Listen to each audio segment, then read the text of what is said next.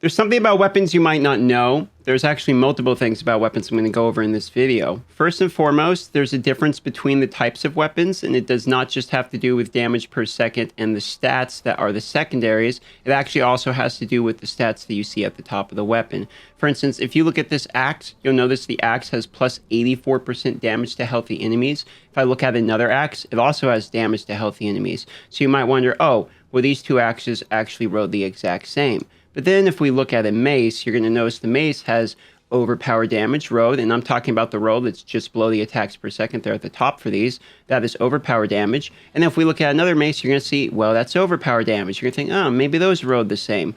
Then you're going to look at the staff, and you'll see the staff actually has damage to crowd-controlled enemies, and if you looked at another staff, you would see the same. That is because weapons in this game have multiple different varieties that actually matter. Two-handed axes will always roll healthy damage. Swords will always roll bonus critical damage. Staves will always have crowd control bonus damage. And so for this reason, when it comes to actually building your character, knowing what weapon you are looking for would be important. Due to the fact that I'm using a pulverized one-shot build, I want a high roll of damage to healthy enemies. I would like to one-shot the mob before I have to hit them a second time. Healthy enemies is anybody above 80%, so I take the damage to healthy enemies from the axe. However, I'm also doing an overpower build, so I could take the overpower damage. However, since I am going for the one-shot, damage to healthy enemies is better.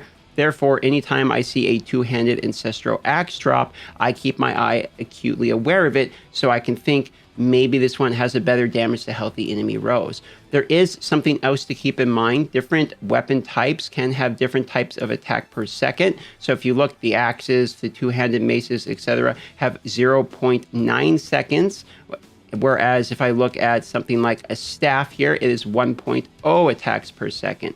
Now, you might just be looking at the green number for damage per second and picking the highest one. This could be accurate for the most part, but mostly it's going to be determined upon the type of build you're running and the secondary stats. So if you look at this staff, for instance, damage to crowd control enemies might work because I actually have slow built into my earth skills. And if you actually look at crowd control, I explained this in the previous video, crowd control also includes slow. So I know damage to healthy enemies would work. I know damage to crowd control enemies would work, and overpower will work because I'm doing an overpower build. However, overpower is the smaller percentage chance of both of these, whereas both of the staff and axes would be better because those are guaranteed forms of damage that I know are going to happen, whereas I could kill an entire minion without ever having an overpower hit on it. So I know, even though I started with maces thinking it was the best, it's probably better to have a staff or an axe, for instance. Now, about the attacks per second.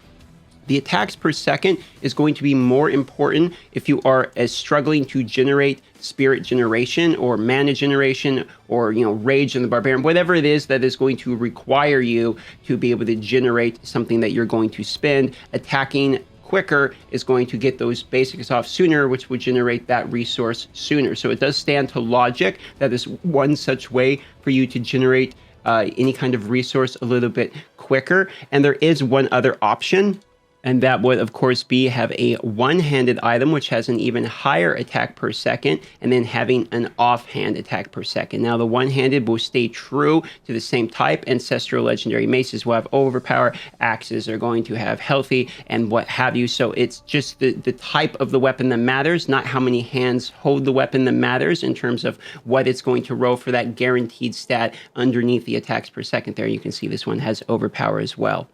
Now, another good argument for having multiple of these weapons instead of a two-handed weapon is you get an additional aspect. For instance, I can go here and I can go here, and now I can have one other aspect. So if you're doing a build that requires a lot of different aspects for you to be able to use in order for it to actually function, then having two of these might actually be better than having a two-handed. It might also give you the faster attacks per second. So if you're on a build where you need to hit over and over and over again, this might also be the better option. The reason I prefer the two-hand is because if you look at the aspects, you can see here that amulets increase the power of the aspect by 50%, but two-handed increase it by 100%. So if you're playing a build that has a lot of aspect options that you need, then maybe the two pieces will work. But if you're playing a build where one of the aspects is way more important than all the other ones, for instance, in this one, it's pulverized, that where the shockwave aspect is where like a lot of my damage is coming from, then you might want to consider using the best aspect possible on a two-hand, as it will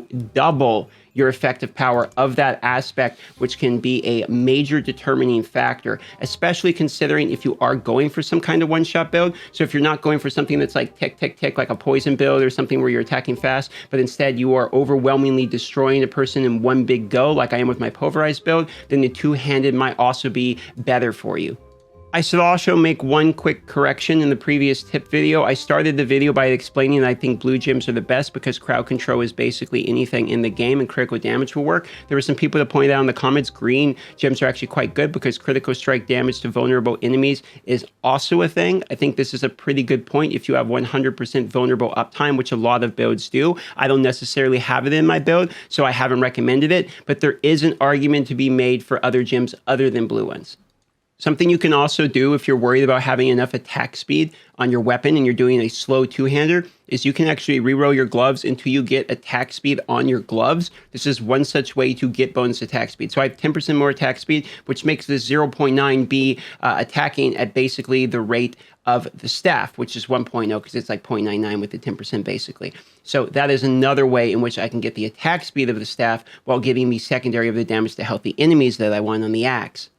If this doesn't make sense, you're welcome to come by the live stream and ask a question. I basically read and answer every single chat line as best I can. So this is Darth Microtransactions, my Twitch. I know I've been plugging in a few videos, so I'll try to calm down the plugs, but I'm trying to grow the Twitch. I love live streaming. I'll see you all on the live stream and have a wonderful day.